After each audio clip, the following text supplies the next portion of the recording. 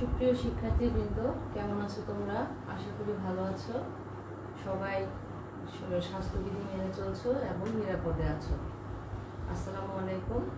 আমি তোমাদেরকে শুভেচ্ছা জানিয়ে আজকের লেকচার শুরু করছি। আজকে আমি নিচ্ছি অনার্স থার্ড ইয়ারের ইকোলজি অ্যান্ড এনভায়রনমেন্টাল কোর্সের পঞ্চম লেকচার। আমি Tania Tasmin, assistant professor, botany department, Dhaka college. তোমাদের ইকোলজির উপরে এর আগেও আরো 4টা ক্লাস হয়েছে ইকোলজি এন্ড এনভায়রনমেন্টাল সায়েন্সের। তো আজকে তোমাদের এটা নিয়ে পঞ্চম ক্লাস। আজকের ক্লাসের টপিক হচ্ছে ইকোসিস্টেম। ইকোলজি কোর্সে আজকে তোমাদের পড়ানো হবে ইকোসিস্টেম। এবং এই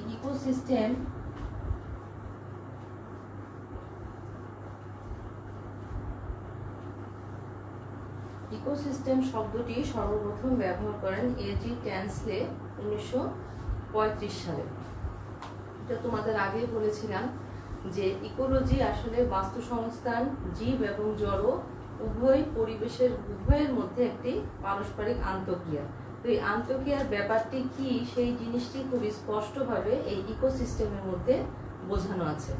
এখন ইকোসিস্টেম সমগ্র পৃথিবী জুড়ে অসংখ্য ইকোসিস্টেম আছে এবং এই সবগুলো ইকোসিস্টেমকে আমরা একত্রিতভাবে বায়োস্ফিয়ার বলতে পারি, বা সমস্ত যে জীবমণ্ডল এই সব কিছুকে একত্রে বায়োস্ফিয়ার বলা হয়। এবং এই বায়োস্ফিয়ারে আসলে অনেকগুলো ইকোসিস্টেম এখানে জড়িত।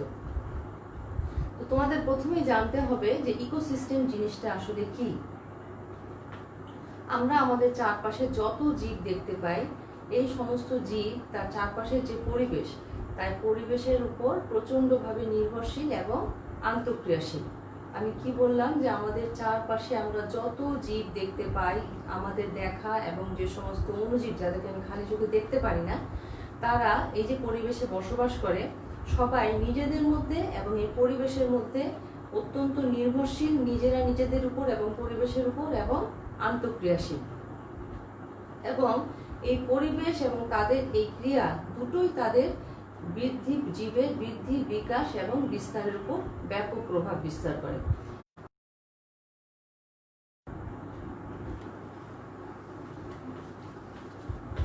শিক্ষার্থীবৃন্দ, তোমাদের সাময়িক ইন্টারনেটের বিভ্রাট হওয়ার জন্য আমি দুঃখিত। আসলে এখানে একটু নেটের প্রবলেমের কারণে হয়তো তোমাদের ক্লাসের একটু বিঘ্ন ঘটেছে। তো আমি আবার বলছি যে ইকোসিস্টেম শব্দটি প্রথম বলেছেন এজি ট্যান্সলি। এখন আমাদের চারপাশে যত জীব আছে, আমরা যাদেরকে দেখতে পাই এবং যাদেরকে দেখতে পাই না, আণুবীক্ষণিক যারা মাইক্রো অর্গানিজম, তারা পরস্পরের উপর প্রচন্ডভাবে নির্ভরশীল এবং আন্তঃক্রিয়াশীল। এবং তাদের এই নির্ভরশীলতা এবং আন্তঃক্রিয়ার কারণে এই জীবের বৃদ্ধি, বিকাশ এবং বিস্তার নির্ভর করে এই সব উপাদানের উপর। তো এজি ট্যান্সলি সর্বপ্রথম যেহেতু ইকোসিস্টেম শব্দটি ব্যবহার করেছেন, তাই আমরা ট্যান্সলি যে সংজ্ঞাটি দিয়েছেন সেটাই আগে আমরা শুনবো এবং জানবো যে উনি প্রথম ইকোসিস্টেমের কি সংজ্ঞা দিয়েছিলেন। উনি বলেছিলেন, the system resulting the integration of living and non living organism and non living environment is ecosystem. তার মানে ইকোসিস্টেম হচ্ছে এমন একটি সিস্টেম যেখানে জীবিত জীব এবং তার চারপাশে যে পরিবেশ থাকে তারা পরস্পরের উপর নির্ভরশীল এবং আন্তঃক্রিয়াশীল। এই সিস্টেমটাই হচ্ছে ইকোসিস্টেম। আবার ইপি অডাম, একজন প্রমিনেন্ট ইকোলজিস্ট, উনি ইকোলজির উপর অনেক কাজ করেছেন। ইপি অডাম যে ইকোসিস্টেমের সংজ্ঞাটা দিয়েছেন, সেখানে তিনি বলেছেন, ecosystem is the basic functional unit of living organism and non living environment that interaction with each other and their own components। মানে ইকোসিস্টেম হচ্ছে একটি মৌলিক কার্যকরী একক। কিসের মৌলিক কার্যকরী একক? সেটা হচ্ছে সমস্ত জীবিত জীব এবং তাদের সাথে জড়িত যে পরিবেশ, তারা পরস্পরের উপর আন্তঃক্রিয়াশীল এবং অন্তঃক্রিয়াশীল। এখানে আন্তঃক্রিয়াশীল বলতে বোঝায় দুটি ভিন্ন জীবের মধ্যে, দুটি ভিন্ন জীব প্রজাতির মধ্যে যে ক্রিয়া প্রতিক্রিয়া সেটা, আর অন্তঃক্রিয়াশীল বলতে বোঝায় একই প্রজাতির জীবের মধ্যে যে প্রতিযোগিতাটা হয় সেটা হচ্ছে অন্তঃক্রিয়াশীল। তাহলে ইপি অডাম বলেছেন যে ইকোসিস্টেম হচ্ছে একটি মৌলিক কার্যকরী একক বা বেসিক ফাংশনাল ইউনিট মানে জীবিত জীবসমূহ এবং তার চারপাশের যে পরিবেশ আছে তারা পরস্পরের উপর যে আন্তঃক্রিয়া করে এবং অন্তঃক্রিয়া করে, এই দুই ক্রিয়ার মৌলিক কার্যকরী এককই হচ্ছে ইকোসিস্টেম। এখন এখানে বিভিন্ন সংজ্ঞা এবং ইকোসিস্টেম বলতে আমরা যা বুঝি সেটাকে যদি আমি অন্যভাবে সংজ্ঞায়িত করি তাহলে বলা যায় যে ইকোসিস্টেম হচ্ছে আসলে একটি গতিশীল প্রক্রিয়া। ইকোসিস্টেম কিন্তু কোনো স্থির প্রক্রিয়া নয়, এটি একটি গতিশীল প্রক্রিয়া যেখানে জীবিত জীবসমূহ এবং তাদের চারপাশের পারস্পরিক যে তাদের চারপাশে যে পরিবেশ আছে সেখানে একটি মৌলিক কার্যকরী একক হিসেবে কাজ করে ইকোসিস্টেম, যা হচ্ছে নিজেদের মধ্যে আন্তঃক্রিয়া করে অন্তঃক্রিয়া করে এবং তাদের মধ্যে যে শক্তির প্রবাহ হয় এই শক্তির প্রবাহটা থাকে একমুখী, কিন্তু তাদের মধ্যে যে খনিজ পুষ্টি থাকে সেটা চক্রাকারে আবর্তিত হতে থাকে। তাহলে আমি এখানে কিছু কিছু কথা বললাম যেগুলো তোমার ইকোসিস্টেমের সংজ্ঞাটা বুঝতে সাহায্য করবে। যে ইকোসিস্টেম হচ্ছে আসলে একটি গতিশীল প্রক্রিয়া যেটি জীব এবং তার চারপাশের যে পরিবেশ তার মৌলিক কার্যকরী একক, এবং এখানে জীব এবং তার চারপাশের পরিবেশের মধ্যে আন্তঃক্রিয়া হয় অন্তঃক্রিয়া হয়, তারা পরস্পরের উপর চরমভাবে নির্ভরশীল, এবং এখানে যে শক্তির প্রবাহ হয় সেই শক্তির প্রবাহটা থাকে একমুখী, এবং এখানে যে পুষ্টি থাকে, পুষ্টির যে বিভিন্ন প্রকারভেদগুলো থাকে সেই পুষ্টিগুলো চক্রাকারে আবর্তিত হতে থাকে। তো এই যে আমি সংজ্ঞার মধ্যে যে কথাগুলো বললাম এগুলি আমি পরবর্তীতে এখানে ইলাবোরেটলি তোমাদেরকে আরো বুঝিয়ে বলার চেষ্টা করব। তো আশা করি আমি যে ইকোলজি ক্লাসগুলো নিচ্ছি এগুলো তোমরা বাসায় ফলো করছো এবং পড়ছো, ফলে তোমাদের বুঝতে সুবিধা হবে। কারণ একটা ক্লাসের সাথে আরেকটা ক্লাস ইন্টারেক্টেড, তোমরা যদি আমার আগের ক্লাসগুলো ফলো না করো বা না পড়ে থাকো তাহলে কিন্তু পরবর্তী ক্লাসগুলো বুঝতে অসুবিধা হবে। তো ইকোসিস্টেমের আমি সংজ্ঞা বললাম এবং যে তিনটা সংজ্ঞা বললাম সেই তিনটা সংজ্ঞার দ্বারা আশা করি তোমরা বুঝতে পেরেছো হোয়াট ইজ ইকোসিস্টেম। এখানে কিছু পয়েন্ট তোমাকে অবশ্যই উল্লেখ করতে হবে, যেমন প্রক্রিয়াটা হচ্ছে একটি গতিশীল প্রক্রিয়া, এটি হচ্ছে একটি মৌলিক কার্যকরী একক যেখানে জীব এবং পরিবেশের মধ্যে আন্তঃক্রিয়া এবং অন্তঃক্রিয়া হয়, শক্তির প্রবাহ থাকে একমুখী এবং এখানে পুষ্টিচক্র চক্রাকারে আবর্তিত হতে থাকে। এখন এর কিছু বৈশিষ্ট্য আছে ইকোসিস্টেমের, এই সংজ্ঞার মধ্যে কিন্তু এর বৈশিষ্ট্যগুলো লুকিয়ে আছে, তবু আমি তোমাদের সুবিধার জন্য এর বৈশিষ্ট্যগুলো আবার একটু ইলাবোরেটলি বলছি। এর বৈশিষ্ট্যগুলো বললে প্রথমেই আসে যে ইকোসিস্টেমের কিন্তু আসলে আমি কোনো সীমারেখা দিতে পারি না। এটি একটি ছোট বড় বিভিন্ন আকারের ইকোসিস্টেম থাকে, আবার ছোট একটি ইকোসিস্টেম ও তার আশেপাশের বিভিন্ন জীব সম্প্রদায়কে তার আওতার মধ্যে এনে সে বড় হয়ে যেতে পারে। সুতরাং এটাকে আমি নির্দিষ্ট সীমার মধ্যে রাখতে পারি না। যেমন আমি কোনো পুকুর, ডোবা, নদী, খাল, বিল এগুলোর ছোট ইকোসিস্টেম হয়, আবার যদি কোনো সমুদ্রের ইকোসিস্টেম ধরতে যাই সেটা কিন্তু অনেক বৃহৎ আকারের ইকোসিস্টেম। তো ইকোসিস্টেমের মধ্যে সাধারণত দুই ধরনের উপাদান থাকে, একটা হচ্ছে সজীব উপাদান বা জীব উপাদান, আর একটা হচ্ছে জড় উপাদান, এবং এই দুটো উপাদানের পারস্পরিক ক্রিয়ার উপরেই কিন্তু ইকোসিস্টেমের গঠন এবং কার্য নির্ভর করে। আমি যদি আরেকটু তোমাকে ইলাবোরেটলি বলতে চাই তোমাদেরকে, যে এই দুটো উপাদানের পারস্পরিক ক্রিয়ার উপরই কিন্তু নির্ভর করে জীবের বৃদ্ধি, বিকাশ এবং বিস্তার, আবার টোটাল জিনিসটার উপর নির্ভর করে ইকোসিস্টেমের গঠন এবং কার্য। তো এখন আমি বললাম যে এখানে দুই ধরনের উপাদান থাকে, একটা হচ্ছে জীব উপাদান এবং আরেকটা হচ্ছে জড় উপাদান। এখন জীব উপাদানগুলোর মধ্যে কিন্তু আবার বেসিক্যালি সহজে একে আমরা দুটো ভাগে ভাগ করতে পারি, একটা হচ্ছে অটোট্রফ বা স্বভোজী, আর একটা হচ্ছে হেটারোট্রফ। এবং এখানে আমি সংজ্ঞার মধ্যেই বলেছিলাম যে এখানে যে শক্তির প্রবাহ, এই শক্তির প্রবাহ সবসময় একমুখী থাকে, যেটা আমি পরবর্তীতে উদাহরণ দিয়ে তোমাদেরকে বুঝিয়ে দেওয়ার চেষ্টা করব। এখানে শক্তির প্রবাহ হয় একমুখী, কিন্তু এখানে যে পুষ্টি উপাদানগুলো থাকে সেগুলো চক্রাকারে পরিবেশের মধ্যে আবর্তিত হতে থাকে। এবং ইকোসিস্টেম যত ছোট হয় তার মধ্যে স্বভাবতই প্রজাতির বৈচিত্র্য কম হয়, এবং ইকোসিস্টেম যত বড় হয় তার মধ্যে প্রজাতির ভ্যারিয়েশন অনেক বেশি হয়, স্পেসিস ভ্যারিয়েশনটা অনেক বেশি হয়। এবং ইকোসিস্টেমের মধ্যে যে জীব সম্প্রদায় থাকে তারা পরিবেশের তাগিদেই প্রাকৃতিক নির্বাচনের দিকে উদ্বুদ্ধ হয়, নিজেদেরকে অভিযোজিত করে এবং পরিবেশের সাথে টিকে থাকা লড়াইয়ে অংশগ্রহণ করে।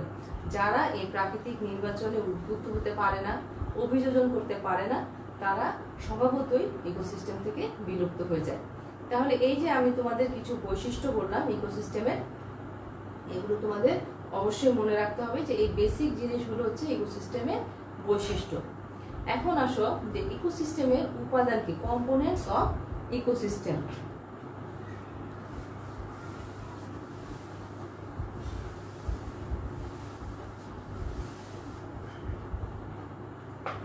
Components of ecosystem.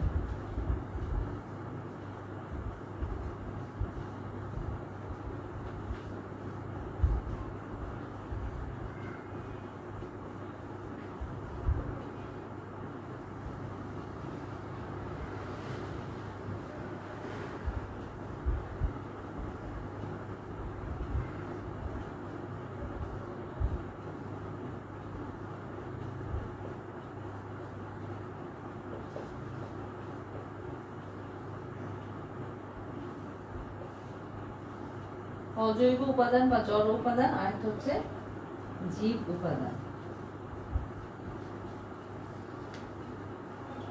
Abiotic components R Biotique components. এখন অ্যাবায়োটিক কম্পোনেন্টস গুলোর মধ্যে তোমার প্রথমে আসে উদ্ভিদের যে প্রয়োজনীয়, উদ্ভিদ বা জীবের জন্য যে আমি বলেছিলাম যে পুষ্টি উপাদানগুলো থাকে, সেগুলো কিন্তু আসলে এই অ্যাবায়োটিক বা জড় উপাদানের মধ্যেই থাকে। সেগুলো কি? সেগুলো হচ্ছে carbon, hydrogen, oxygen, nitrogen, sulphur, phosphorus, calcium, carbon dioxide. এই যে উপাদানগুলোর কথা আমি বললাম, এগুলো যখন তোমরা বায়োজিওকেমিক্যাল সাইকেল বলে তোমাদের একটি টপিক আছে, এই টপিকটা যখন পড়বে, এই ইকোসিস্টেমের সাথে সাথে তোমাদের চেষ্টা করবো সেই টপিকটা পরবর্তী 2-1 ক্লাসের মধ্যে দেখিয়ে দিতে। তখন তোমরা দেখবে যে এই যে জড় উপাদানের যে মৌলিক উপাদানগুলো, এই যে পুষ্টি উপাদানগুলো, এগুলো কিভাবে চক্রাকারে পরিবেশে আবর্তিত হয়। তাহলে আমি কি বললাম যে জড় উপাদানের মধ্যে আমার কি কি থাকে? Carbon, hydrogen, oxygen, nitrogen, sulphur, calcium, iron, potassium, carbon dioxide ইত্যাদি। এছাড়াও এখানে জলবায়ুগত যে ফ্যাক্টরগুলো আছে, যেমন মাটি, পানি, তাপমাত্রা, আর্দ্রতা, এই সমস্ত জিনিস কিন্তু এই জড় উপাদানের মধ্যে আছে।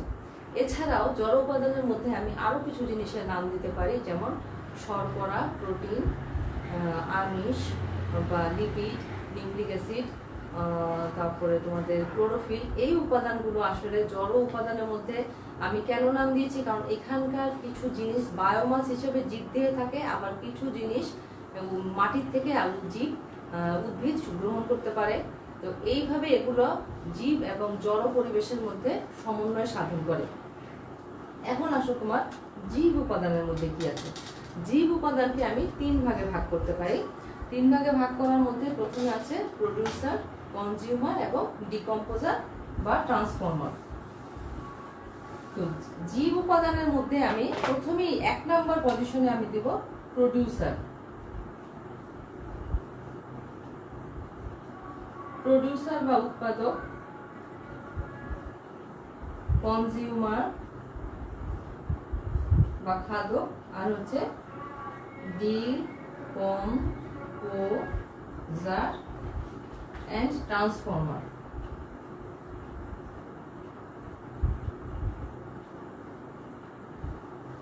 তো প্রথমে আছে আমার প্রোডিউসার বা উৎপাদক।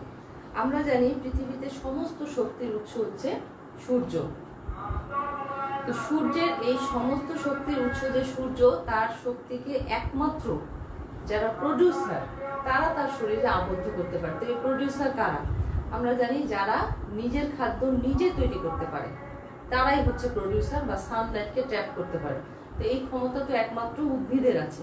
তো উদ্ভিদের মধ্যেও আছে স্বভোজী উদ্ভিদ, যারা নিজের খাদ্য নিজে তৈরি করতে পারে, তারাই হচ্ছে প্রোডিউসার, প্রাইমারি প্রোডিউসার তারা। এবং তাদেরকে আমরা আরেকটা নাম দিয়ে দিতে পারি অটোট্রফ। অটোট্রফ কারা? অটোট্রফ হচ্ছে যারা নিজের খাদ্য নিজে তৈরি করতে পারে।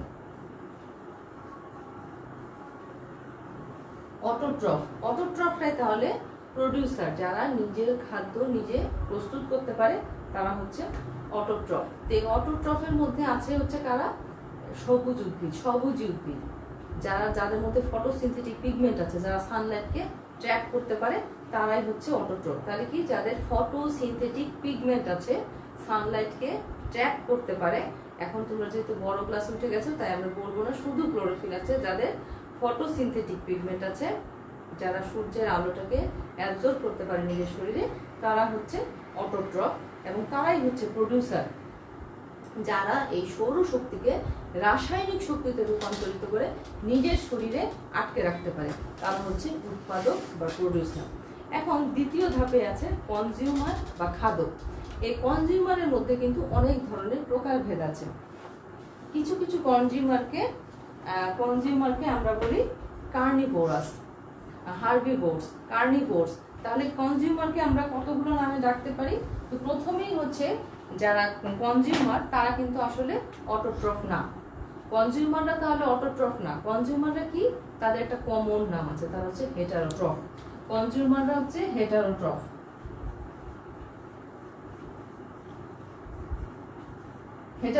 কনজিউমাররা হচ্ছে হেটারোট্রফ।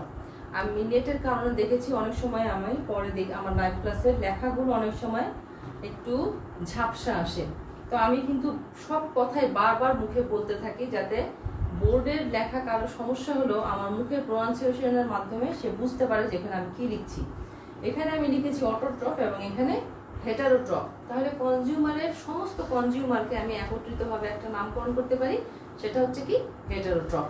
তো এরপরে আসি আমি যে কনজিউমার আছে, কত ধরনের কনজিউমার আছে। কনজিউমার আমি শুরু থেকে যাই, যারা সরাসরি এই যে স্বভোজী প্ল্যান্টকে খাদ্য হিসেবে গ্রহণ করে থাকে তারা হচ্ছে হার্বিভোরস। হার্বিভোরস মানে যারা তৃণভোজী। তো এখন তোমাদের কিছু ইংলিশ টার্ম আমার মনে হয় জানা দরকার, যে তোমরা এতেই অভ্যস্ত হবে। হার্বিভোরস মানে তৃণভোজী, যারা সরাসরি এই প্রডিউসারকে খাদ্য হিসেবে গ্রহণ করে। তো সবাই যে তৃণভোজী হবে এমন কোনো কথা নেই। আমরা যখন জলজ ইকোসিস্টেম দেখবো তখন দেখবো যে ফাইটোপ্লাঙ্কটনকে কিছু কিছু ক্ষুদ্র ক্ষুদ্র প্রাণী খাদ্য হিসেবে গ্রহণ করে, যাদেরকে বলা হয় জুপ্লাঙ্কটন। তো তাদেরকে আমরা বলছি কিন্তু জুপ্লাঙ্কটন। তো মোটামুটি একটু বড় আকৃতির ছোট কিছু জীব যারা সরাসরি এই যে প্রডিউসারকে খাদ্য হিসেবে গ্রহণ করে থাকে তাদেরকে আমরা বলি হার্বিভোরস। কিন্তু এই হার্বিভোরসকে যারা আবার খাদ্য হিসেবে গ্রহণ করে তারা হচ্ছে কার্নিভোরস। তো এই স্পেলিং গুলো যদি আমি এখানে লিখে দিই, হার্বিভোরস, হার্বিভোরস, কার্নিভোরস। কার্নিভোরসকে আমরা বাংলায় বলি মাংসাশী। যারা এই হার্বিভোরসকে, যারা হার্বিভোরস প্রাণীটাকে সরাসরি খাদ্য হিসেবে গ্রহণ করে তারা হচ্ছে কার্নিভোরস। আবার কিছু কিছু আছে অমনিভোরস। অমনিভোরাস বলতে থেকে আমরা, যেমন কারা অমনিভোরাস? অমনিভোরাস হচ্ছে যারা সর্বভুক, যারা এই যে হার্বিভোরস, যারা তৃণও খায় আবার মাংসাশী প্রাণীও খায়। এর উদাহরণ হিসেবে কিন্তু আমরা মানুষের কথা বলতে পারি। যেমন আমরা কিন্তু শাক সবজি যেমন খাই, ঠিক তেমনি আবার প্রোটিনের জন্য বিভিন্ন প্রাণীজ উৎসকেও আমরা খাদ্য হিসেবে গ্রহণ করে থাকি। তাহলে মানুষ হচ্ছে কিন্তু এক ধরনের কার্নিভোরস, যারা এই প্ল্যান্ট প্রডিউসারকেও খেয়ে থাকে এবং যারা মানুষ হচ্ছে অমনিভোরাস, যারা প্রডিউসারকেও খায় এবং কার্নিভোরসকেও খেয়ে থাকে। তাহলে এখানে দেখা গেল যে এই ধরনের কনজিউমারের মধ্যে এই ধরনের যে নামকরণগুলো আছে, কনজিউমারের মধ্যে আছে তৃণভোজী এবং কার্নিভোরস, অমনিভোরস। আরেকটা আছে স্ক্যাভেঞ্জার্স। স্ক্যাভেঞ্জার্স কারা?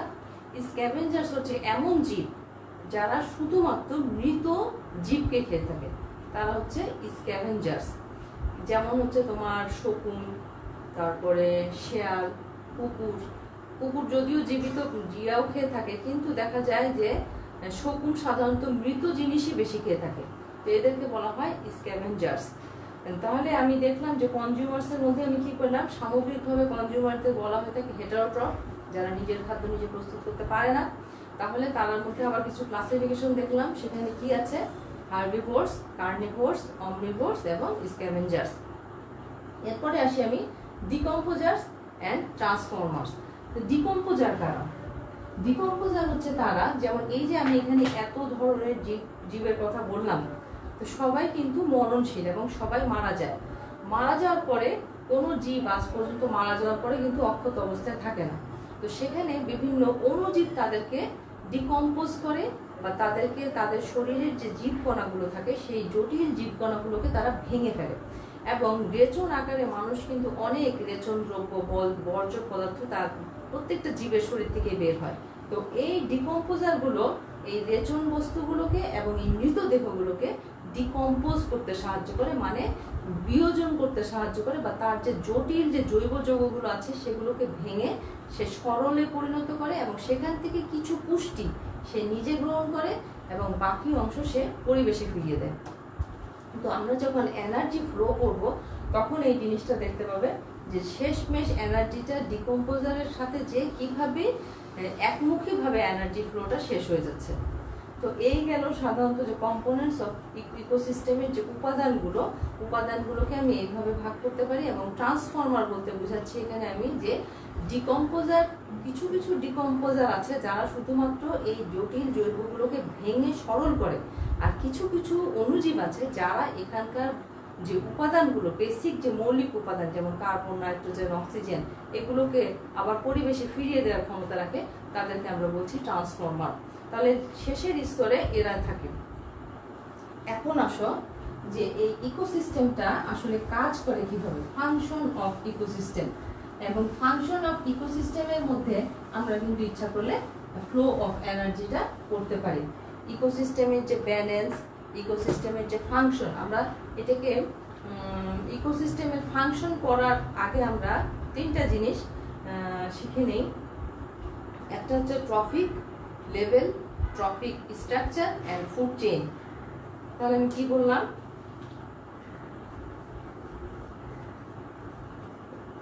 Trophic level, trophic structure and food chain. এখানে তিনটা শব্দ লিখেছি, trophic level, trophic structure and food chain. Trophic level হচ্ছে পুষ্টি স্তর, পুষ্টি স্তর, এটার বাংলা হচ্ছে পুষ্টি স্তর। ট্রফিক স্ট্রাকচার পুষ্টি কাঠামো, এবং ফুড চেইন হচ্ছে খাদ্য শৃঙ্খল।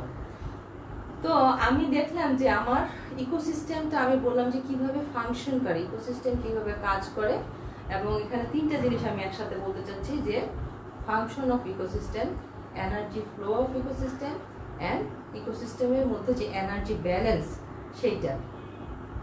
তো ইকোসিস্টেম কিভাবে কাজ করে, প্রথমে যদি আমরা ছোটবেলায়, তুমি অনেক ছোটবেলা থেকে পড়ে আসছো একটি পুকুরের ইকোসিস্টেম, খুবই সহজ সাধারণভাবে সেখানে একটি জলজ স্বাদু পানির ইকোসিস্টেমের বর্ণনা ছোটবেলা থেকে তোমরা পড়ে আসছো এবং দেখেছো। সেখানে কি হয় যে ছোট ছোট কিছু ফাইটোপ্লাঙ্কটন থাকে, তাকে তারা প্রাইমারি প্রোডিউসার হিসেবে কাজ করে, এবং কিছু জলজ অ্যাকোয়াটিক প্ল্যান্ট থাকে যেমন তোমার পিস্টিয়া, লেমনা, অ্যাজোলা, সালভিনিয়া, আইকোনিয়া, তারপরে ট্রাপা, এই ধরনের কিছু জলজ অ্যাকোয়াটিক প্ল্যান্টস থাকে প্রোডিউসার হিসেবে। আর কিছু ফাইটোপ্লাঙ্কটন থাকে যেমন অসিলেটেরিয়া, মাইক্রোসিস্টিস, নস্টক, পেডিয়েস্ট্রাম, এই ধরনের কিছু ফাইটোপ্লাঙ্কটন থাকে। তো দেখা যায় যে ফাইটোপ্লাঙ্কটনগুলোকে জু প্লাঙ্কটন খায়, তারপরে জু প্লাঙ্কটনগুলোকে আবার ছোট ছোট মাছ খেয়ে ফেলে, এবং ছোট মাছকে আবার বড় মাছ খায়। বড় মাছকে দেখা যায় যে বক বা সারস বা মাছরাঙা এই টাইপের কিছু পাখি খায়। এখানে একটা এই ধরনের একটা ফুড চেইন থাকে। তো এই ফুড চেইনে আমি যদি এখানে বলতে চাই যে ইকোসিস্টেমটা কিভাবে কাজ করে এখানে, তো জলজ ইকোসিস্টেমের মধ্যে আমার দেখা যায় যে সেখানে জড় উপাদান হিসেবে কি থাকে, মাটি থাকে, পুকুরের তলদেশে মাটি থাকে, পানি থাকে, সেখানকার একটা টেম্পারেচার, তাপমাত্রা থাকে, তারপর পানির মধ্যে অক্সিজেন লেভেল আছে। এই জিনিসগুলো এখানে জড় উপাদান হিসেবে কাজ করে। আচ্ছা, এখন আমি বললাম যে function of ecosystem. Function of ইকোসিস্টেমের প্রথমেই আসবে যে আমাদের যে সূর্য শক্তি, তার কোনো এনার্জি কোনো এনিমেল অ্যাবজর্ব করতে পারে না। তো সেটা অ্যাবজর্ব করে আমি প্রথমে বলেছি প্রোডিউসার। তো প্রোডিউসার সেটাকে অ্যাবজর্ব করবে, ফাংশন অফ ইকোসিস্টেমে প্রোডিউসার সেটাকে অ্যাবজর্ব করবে, সে রাসায়নিক শক্তিতে রূপান্তরিত করে তার শরীরে সেটাকে সে আটকে রাখবে। এবং এই প্রোডিউসারকে যখন কনজিউমার খাবে, যেমন জু প্লাঙ্কটন যখন খাচ্ছে, তখন তার শরীরে ওই যে ফাইটোপ্লাঙ্কটনের শরীরে যে এনার্জিটা ছিল সেটা সেখান থেকে জুপ্লাঙ্কটনের শরীরে যাবে, এবং সেখান থেকে সেই এনার্জি যাবে ছোট মাছ যখন সেই জুপ্লাঙ্কটনকে খায় তার শরীরে যাবে, সেখান থেকে সেটা যাবে যখন বড় মাছ তাকে খাবে তার শরীরে যাবে, এবং এইভাবে এনার্জিটা পাস করবে। এবং যখন এই সমস্ত জীব মারা যাবে, মারা যাওয়ার পরে তারা মাটির সাথে যখন ডিকম্পোজ হবে তখন ডিকম্পোজাররা কাজ করবে। তাহলে দেখতে পাচ্ছি যে ইকোসিস্টেমের ফাংশনটাই হচ্ছে এই, যে প্রথমে প্রডিউসার খাদ্য প্রস্তুত করবে এবং তাকে কনজিউমার খাদ্য হিসেবে গ্রহণ করবে, এবং ডিকম্পোজার তাকে ডিকম্পোজ করবে। এখন এখানে কথা হচ্ছে, আমি এখানে বলেছিলাম যে ইকোসিস্টেম একটি গতিশীল প্রক্রিয়া, তাহলে বোঝা যাচ্ছে যে এটি একটি গতিশীল প্রক্রিয়া। এখানে দেখা যাচ্ছে যে এখানে বলেছিলাম যে এটি একটি মৌলিক কার্যকরী একক। তাহলে দেখা গেল যে আমার এখানে যে উৎপাদক এবং কনজিউমার আছে তারা পরস্পরের উপর চরমভাবে নির্ভরশীল এবং আন্তঃক্রিয়াশীল। এবং এখানে যে ভৌত পরিবেশ আছে, সেই ভৌত পরিবেশে যে কার্বন, অক্সিজেন, নাইট্রোজেন আছে, সেই পুষ্টি উপাদানগুলো যখন ডিকম্পোজ হয়, ডিকম্পোজ হওয়ার পরে কিছু সেই ডিকম্পোজার তার পুষ্টি হিসেবে গ্রহণ করে এবং ট্রান্সফর্মার আবার প্রকৃতিতে ছেড়ে দেয়। তাহলে দেখা যাচ্ছে যে এখানে পুষ্টি চক্র আবর্তিত হয়, কিন্তু আমি বলেছিলাম যে এনার্জি প্রবাহ হচ্ছে একমুখী। তাহলে এনার্জি প্রবাহ যে একমুখী, এটা আবার লিন্ডারম্যান নামক একজন সায়েন্টিস্ট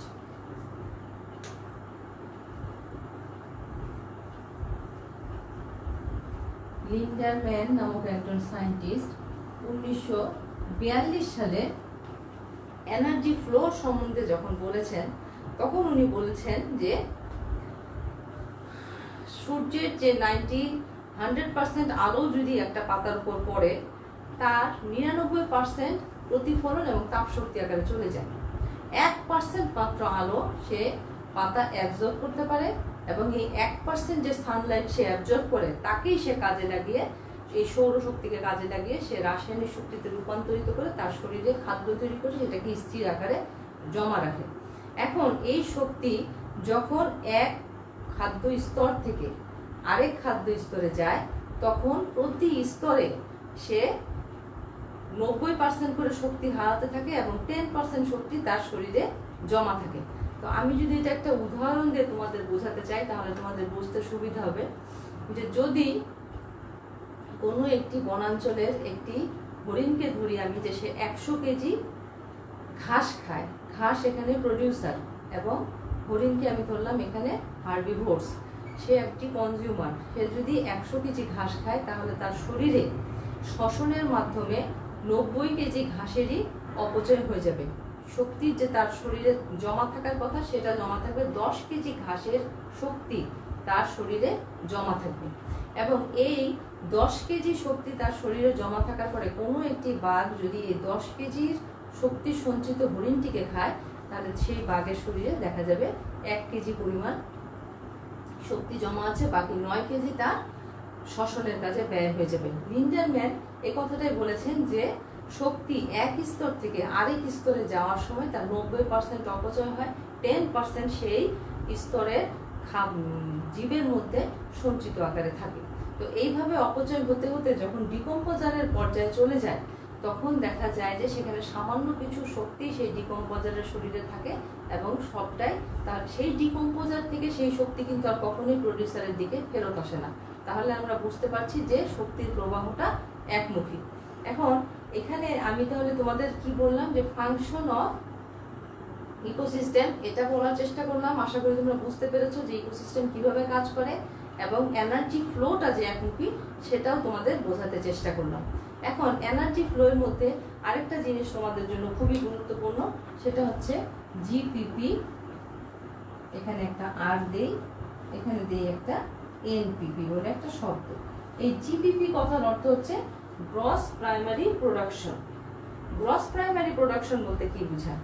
গ্রস প্রাইমারি প্রোডাকশন বলতে বোঝায়, ওই যে আমি বলেছিলাম যে 1% সানলাইটকে উদ্ভিদ তার শরীরে আটকে রেখে খাদ্য প্রস্তুত করে এবং জমা করে।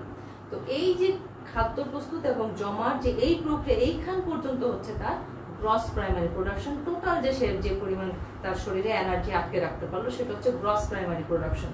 কিন্তু প্রত্যেকটি জীবেরই আমরা জানি শ্বসন হয়।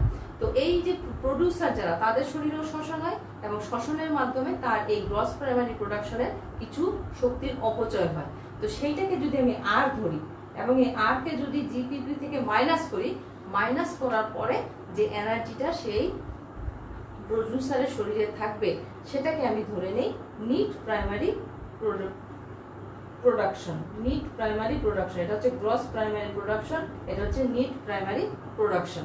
এইটুকু তাহলে থাকবে উদ্ভিদের শরীরে, যেটা কনজিউমাররা উদ্ভিদকে খাদ্য হিসেবে গ্রহণ করার মাধ্যমে তার শরীরে সে নিতে পারবে। এখন প্রথম স্তরের খাদক যখন এই নিট প্রাইমারি প্রোডাকশনকে তার শরীরে শক্তি হিসেবে নিবে, তাকে যদি আমি লিখে থাকি আই হিসাবে, যে তার অর্জিত শক্তি হচ্ছে আই, এবং সেই প্রথম স্তরের খাদকের অবশ্যই শ্বসন হয় এবং সেই শ্বসনকে আমি যদি ধরি আর, তাহলে এই যে সে যে পরিমাণ শক্তি নিল এবং তার যে পরিমাণ শ্বসন হলো, এই দুইটার একটা বিয়োগফল হবে। বিয়োগফলের পরে যে ফলাফলটা থাকবে সেটাই হচ্ছে তার শরীরের যে পরিমাণ এনার্জি সে সেভ করতে পারলো সেইটা।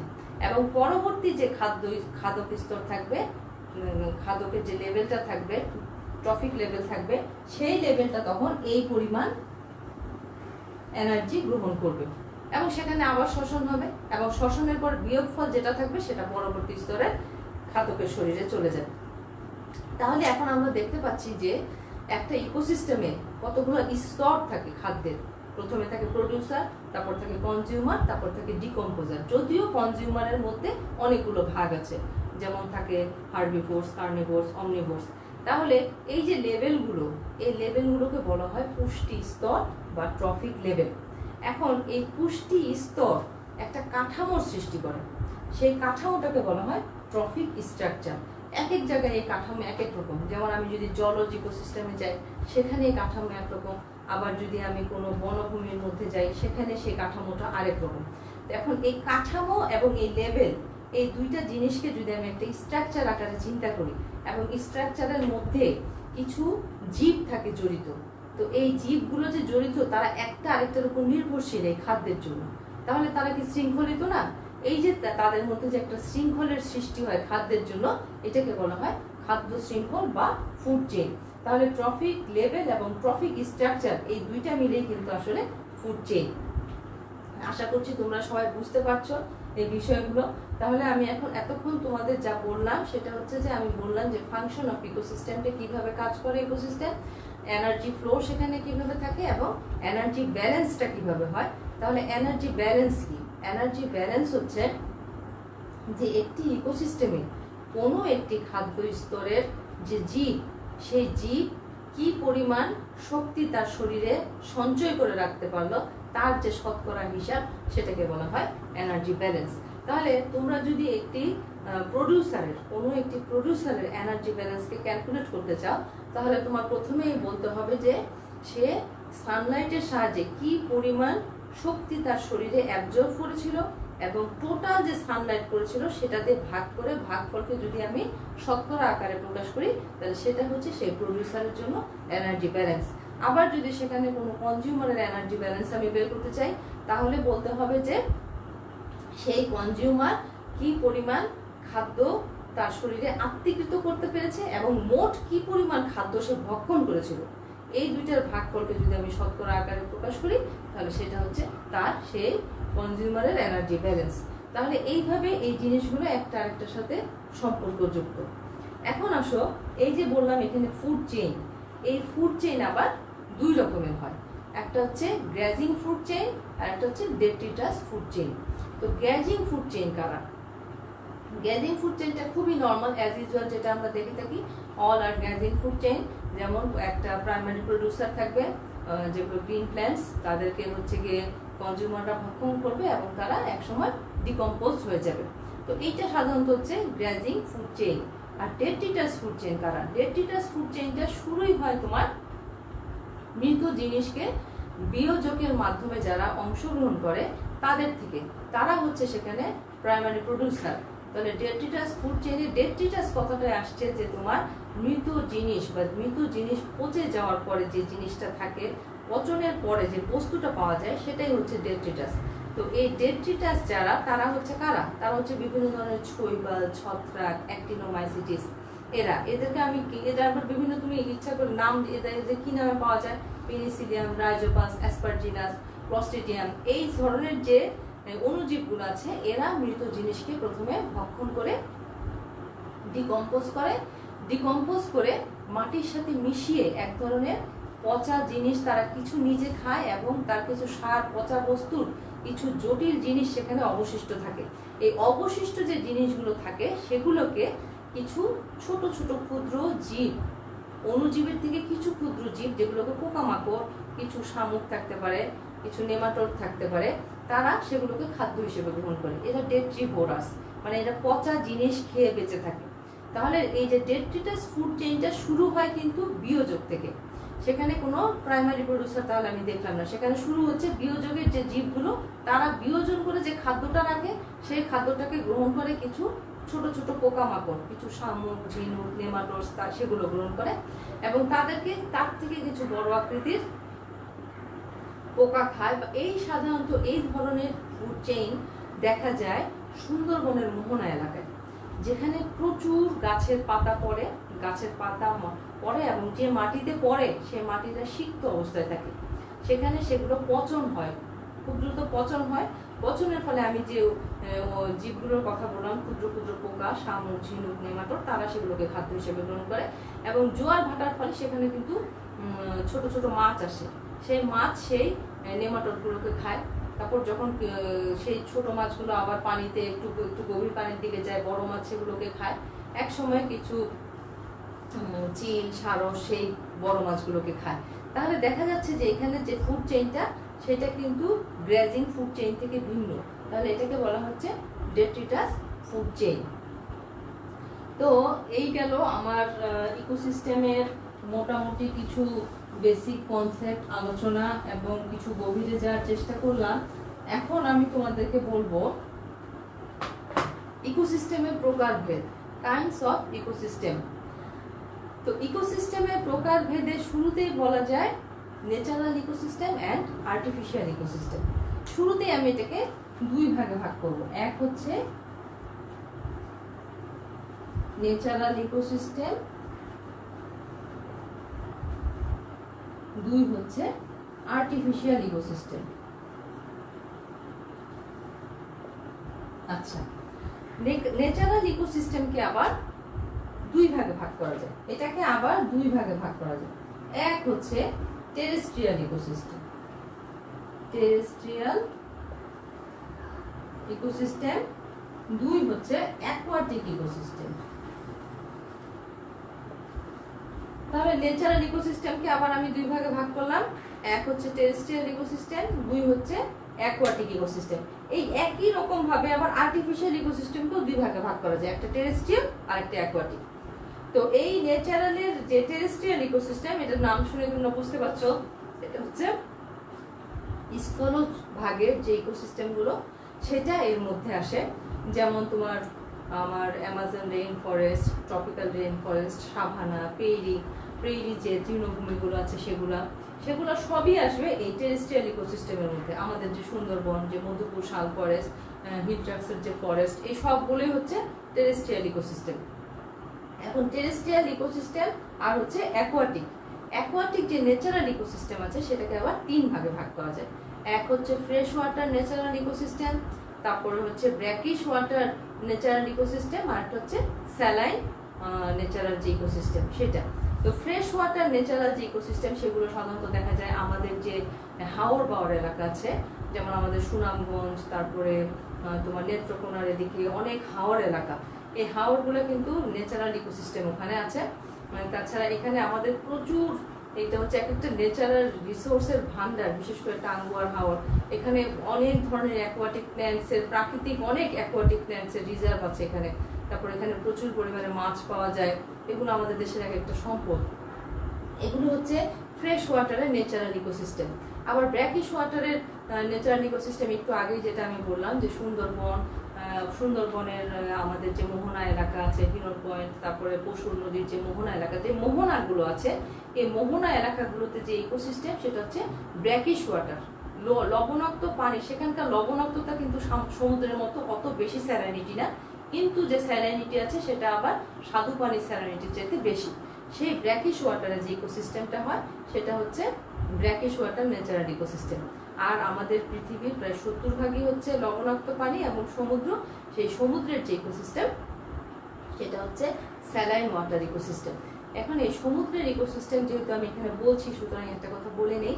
এই সমুদ্রের ইকোসিস্টেমের মধ্যে দেখা যায় যে সমুদ্রের গভীরতা কিন্তু সব জায়গায় সমান থাকে না। আমরা ধরে নিই যে সর্বোচ্চ 6 থেকে 7 কিলোমিটার পর্যন্ত এর গভীরতা হতে পারে। এখন যত গভীর সমুদ্রের দিকে যাব আমি, তত কিন্তু জীব ভ্যারিয়েশন মানে তোমার প্রজাতির যে ভ্যারিয়েশন সেটা কমতে থাকবে। সাধারণত সমুদ্রের তীরবর্তী এলাকায় মানে পেলাজিক এলাকায় ইকোসিস্টেমটা অনেক রিচ হয়, সেখানে জীবের যে বৈচিত্র্য সেটা অনেক বেশি দেখা যায়। এবং একটা ছোট্ট উদাহরণ দিয়ে আমি তোমাদের বলতে পারি, যেমন সাধারণত সমুদ্রের পানিতে ডায়াটম, ডায়ানোফ্লাজেলেট, তারপরে তোমার ল্যামিনারিয়া, ফিউকাস, সার্গাসাম এই ধরনের শৈবালগুলো বেশি দেখা যায়। এরা তোমার প্রডিউসার হিসেবে কাজ করে। এই সমস্ত প্রডিউসারকে আবার দেখা যায় যে সামুদ্রিক যে কচ্ছপ, ম্যাকারেল যে ফিশ, ম্যাকারেল মাছটা অনেক পরিচিত, ম্যাকারেল ফিশ বা সামুদ্রিক কচ্ছপ এরা এদেরকে খাদ্য হিসেবে খায়। আবার এদেরকে খাদ্য হিসেবে খায় যে বড় আকারের হাঙর থাকে, তারপর টুনা ফিশ থাকে, এরা খাদ্য হিসেবে খায় এবং এদেরকে ডিকম্পোজ করে। সেখানে কিছু ব্যাকটেরিয়া থাকে, কিছু ফাঙ্গাস থাকে, সেগুলো এদেরকে ডিকম্পোজ করে। তো সামুদ্রিক ইকোসিস্টেমটা একটা বিশাল ইকোসিস্টেম, সেখানে জীব বৈচিত্র্য অনেক বেশি থাকে। এখন আসো তোমাদের যে আর্টিফিশিয়াল ইকোসিস্টেম। আর্টিফিশিয়াল ইকোসিস্টেমে টেরেস্ট্রিয়াল ইকোসিস্টেমটা আমরা বলতে পারি আমরা যে ফলের বাগান করি বা যে শস্য ক্ষেত করি, সেগুলো কিন্তু আমরা নিজেরা করি। সেখানে যে ইকোসিস্টেম হয়, যে ফুলের বাগান করি বা নিজেরা যদি একটা বোটানিক্যাল গার্ডেনের মতো করি, সেখানে যে বৈচিত্র্যগুলো সেগুলো কিন্তু মানুষ নিজে হাতে লাগিয়ে করে। আর মানুষের যে অ্যাকোয়াটিক আর্টিফিশিয়াল ইকোসিস্টেম সেটা হচ্ছে গিয়ে পুকুর, ডোবা, খাল, যেগুলো মানুষকে কেটে তৈরি করে, তারপর যে নতুন বাঁধ করা হয়, সেখানে যে ইকোসিস্টেমটা ডেভেলপ করে, এগুলো কিন্তু আসলে ম্যান মেড। এখন আসো যে এই তো গেল তোমার ইকোসিস্টেমের প্রকারভেদ। এখন এই ন্যাচারাল ইকোসিস্টেমের মধ্যে আবার টেরেস্ট্রিয়াল যে ইকোসিস্টেম, এই টেরেস্ট্রিয়াল ইকোসিস্টেমের মধ্যে আবার কিছু ভাগ থাকে। যেমন সেখানে অরণ্যের ইকোসিস্টেম এবং তৃণভূমির যে ইকোসিস্টেম সেটার মধ্যে কিন্তু ভ্যারিয়েশন আছে। যে অরণ্যের যে ইকোসিস্টেম বা ফরেস্ট ইকোসিস্টেম, সেখানে দেখা যায় যে ডমিনেটিং করে হচ্ছে বড় আকারের যে ফরেস্ট যে ট্রিগুলো, সেগুলো ডমিনেটিং করে এবং তারা একটা ক্যানোপি সৃষ্টি করে। আমরা যদি একটা তোমরা যদি ক্যানোপি সৃষ্টি করে, ক্যানোপি, এই ক্যানোপি শব্দটার সাথে তোমাদের পরিচিত হতে হবে। ক্যানোপি বলে একটা জিনিস সৃষ্টি করে। ক্যানোপি শব্দের বাংলা আসলে বলতে গেলে চাদোয়া বা একটা আচ্ছাদনের সৃষ্টি করে। যেমন তোমরা যদি অ্যামাজন বা রেইন ফরেস্ট গুলো, আফ্রিকার যে দক্ষিণ আমেরিকার যে অ্যামাজন রেইন ফরেস্ট, সেখানে দেখা যায় যে বৃহৎ গাছগুলো উঁচু হয়ে একটা চাদোয়া বা আচ্ছাদনের সৃষ্টি করে, ফলে সানলাইট নিচের দিকে কম প্রবেশ করে। তো এই সমস্ত জায়গায় এই যে প্রডিউসারদের কিছু লেয়ার থাকে, যারা প্রচুর সানলাইটে ওপেন অবস্থায় থাকে, তারা ক্যানোপি তৈরি করে। এবং কিছু শেডি প্ল্যান্ট যারা ছায়া পছন্দ করে, তারা ক্রমান্বয়ে নিচের দিকে জন্মাতে থাকে এবং একদম নিচের স্তরে কিছু মস, ফার্ন এবং শৈবাল টাইপের জিনিস থাকে একদম নিচের সাথে। সবাই কিন্তু প্রডিউসার, কিন্তু তাদের মধ্যে একটা স্তর বিন্যাস দেখা যায়। এটা ফরেস্টে দেখা যায়। কিন্তু তোমার যদি তৃণভূমির ইকোসিস্টেম খেয়াল করো, তৃণভূমির ইকোসিস্টেমে দেখা যায় যে সেখানে ওয়েসি এবং সাইপেরেসি গোত্রের ঘাস জাতীয় প্ল্যান্ট বেশি, মানে ঘাস সেখানে ডমিনেটিং করছে। তাহলে এই যে ভ্যারিয়েশনগুলা ইকোসিস্টেমের, এই যে প্রকারভেদগুলা, এগুলো আশা করি তোমরা বুঝতে পারছো।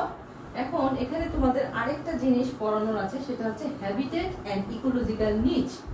What is habitat and ecological নিচ? হ্যাবিটেট বলতে আমি কি বুঝি এবং ইকোলজিক্যাল নিচ বলতে আমি কি বুঝি? হ্যাবিটেট, হ্যাবিটেট অ্যান্ড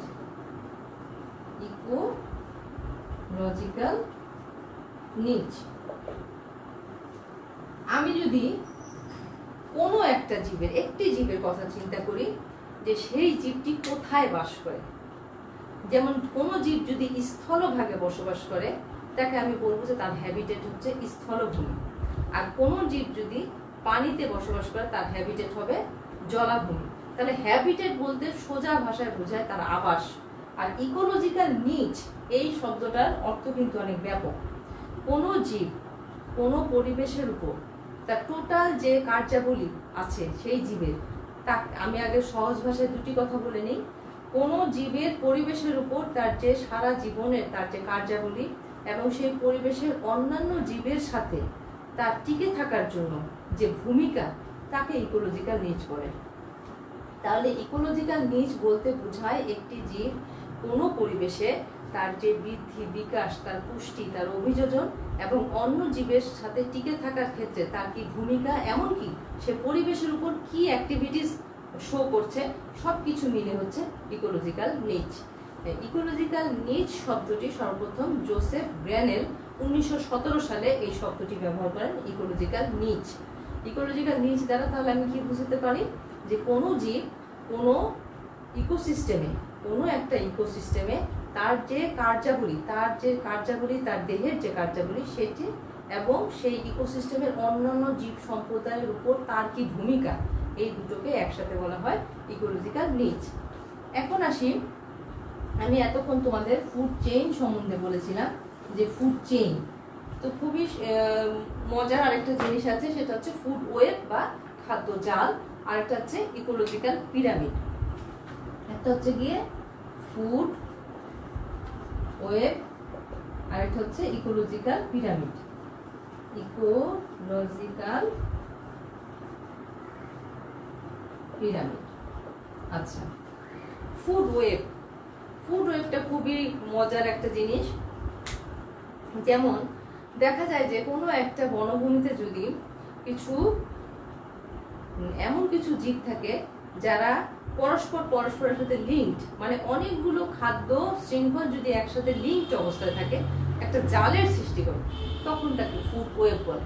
যেমন ধরা যাক যে তৃণভোজী হিসাবে কোনো একটি এলাকায় খরগোশ আছে, ইঁদুর আছে, হরিণ আছে। তো দেখা যায় এই খরগোশকে সাপ খায়, হরিণকে আবার বাঘ খেয়ে ফেলে, আবার যে ইঁদুর আছে ইঁদুরকে সাপ খায়, আবার দেখা যায় যে ওই সাপকে আবার বাজ পাখি খায়, ইঁদুরকেও বাজ পাখি খায়। তাহলে দেখা যাচ্ছে যে এগুলো লিঙ্ক অবস্থায় থাকে, একটা আরেকটার সাথে লিঙ্ক অবস্থায় থাকে। আবার দেখা যাচ্ছে যে হরিণকে মানুষও খেতে পারে, আবার বাঘও খেতে পারে। তাহলে এখানে অনেকগুলো লিঙ্ক অবস্থায় থাকে। কিন্তু যদিও এই খাওয়া গেলেও এটা আসলে খাওয়া ঠিক না, কারণ এতে আমাদের পরিবেশ থেকে অনেক হরিণ আজকে হারিয়ে যাচ্ছে, এটা একেবারেই ঠিক কাজ না। আরেকটা আছে ইকোলজিক্যাল পিরামিড। ইকোলজিক্যাল পিরামিড সর্বপ্রথম এই কথাটা বলছেন এলটন নামক একজন সায়েন্টিস্ট 1927 সালে। এলটন নামক একজন সায়েন্টিস্ট, এলটন 1927 সালে ইকোলজিক্যাল পিরামিড শব্দটির কথা বলেছেন। ইকোলজিক্যাল পিরামিড জিনিসটা আসলে কি? এখানে তিনটা জিনিস। ইকোসিস্টেমের মধ্যে যে সমস্ত জীব থাকে তাদের সংখ্যা, তাদের বায়োমাস এবং তাদের যে শক্তি, আমি কি বলেছি, তাদের সংখ্যা, তাদের বায়োমাস এবং তাদের যে শক্তি, এই জিনিসগুলোকে যদি আমি একটি পিরামিডের সাথে নকশা আকারে আঁকি, তাহলে দেখা যায় এই জিনিসগুলোকে যদি আমি গ্র্যাজুয়ালি স্থাপন করতে চাই যে কার কতটুকু জীবের সংখ্যা, প্রডিউসারের জীব সংখ্যা কত কোন একটা ইকোসিস্টেমে, কনজিউমারের সংখ্যা কত, ডিকম্পোজারের সংখ্যা কত, যদি স্তর বিন্যাস করতে যাই দেখা যায় একটা পিরামিডের আকৃতি ধারণ করে, তখন তাকে বলা হয় ইকোলজিক্যাল পিরামিড। তো এই ইকোলজিক্যাল পিরামিড আমি শুরুতেই বলেছি যে এটা তিনটা জিনিসের উপর বেসিস করে হয়। একটা হচ্ছে জীবের সংখ্যা, তাই একটা হচ্ছে সংখ্যার পিরামিড, জীবের বায়োমাস, বায়োমাসের পিরামিড, আর একটা হচ্ছে জীবের শক্তি, শক্তির পিরামিড। এখন যদি আমি একটা সংখ্যার পিরামিড আঁকি, সংখ্যার পিরামিডকে আমি সোজা এবং উল্টা দুইভাবেই আঁকতে পারি। সংখ্যার পিরামিডকে সোজা এবং উল্টা দুইভাবেই আঁকতে পারি। দেখা যায় যে এখানে প্রাইমারি প্রডিউসার, এখানে কনজিউমাররা থাকে এবং এখানে থাকে ডিকম্পোজার। তাহলে দেখা যায় যে প্রাইমারি প্রডিউসারের সংখ্যাই সবচেয়ে বেশি থাকে, ধীরে ধীরে এদের সংখ্যা, কনজিউমারের সংখ্যা ধীরে ধীরে কমতে থাকে। আবার যখন উল্টা করে আঁকি দেখা যায় যে এখানে যদি আমি একটা একক, একটি বড় একটি বৃক্ষ আঁকি, তাহলে তার সংখ্যা কম, সেটাকে উল্টা করে এখানে দেওয়া যায়। আবার এই বৃক্ষের উপর নির্ভরশীল প্রাণীদের সংখ্যা দেখা গেল বেশি, সেগুলোকে ওই দিকে দেওয়া যায়। তো সংখ্যার পিরামিডটাকে সোজা এবং উল্টা দুইভাবে করা যায়, কিন্তু শক্তির পিরামিড এবং বায়োমাসের পিরামিড সবসময় এই সোজাভাবে করতে হয়।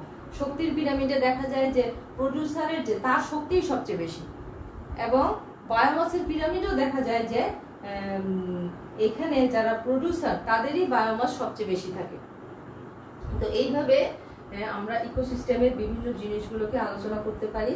তো আশা করি আজকে আমি ইকোসিস্টেম নিয়ে তোমাদেরকে বোঝাতে পেরেছি, এবং তোমরা এই জিনিসগুলো ফলো করবে, এবং ক্লাসগুলো আগে যে ক্লাস করেছি এখন যে ক্লাসগুলো করাচ্ছি এগুলো অবশ্যই ফলো করবে, নয়তো কিন্তু পরে সামনের ক্লাসগুলো তোমাদের বুঝতে সমস্যা হবে।